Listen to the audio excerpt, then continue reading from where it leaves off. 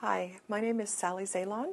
I've been working in the ECA region on and off in various situations since about 1993, and I've been invited here to talk a little bit about cultural awareness, which we hope will help new staff who come to work in the ECA region who maybe haven't been there before.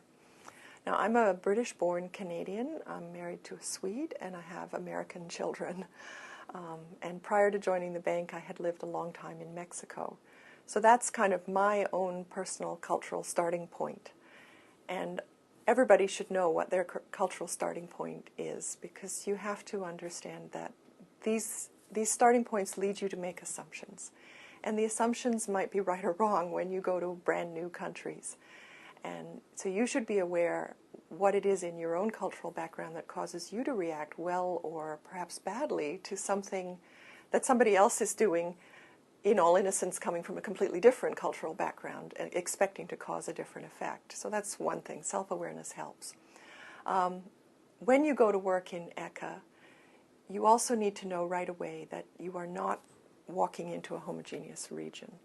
I think many of us who date back to the days of the former Soviet Union had the view that somehow all of the Eastern Bloc of Europe and the whole of the former Soviet Union was one big cultural blob, somehow Russian, Slavic, and our whole exposure to that was either from political dialogue characterizing people in very stereotypical ways in the press, and perhaps what we saw in the Winter Olympics. And that was about it. And when all of that opened up, it took us quite a while to absorb how incredibly different the different parts of this region are.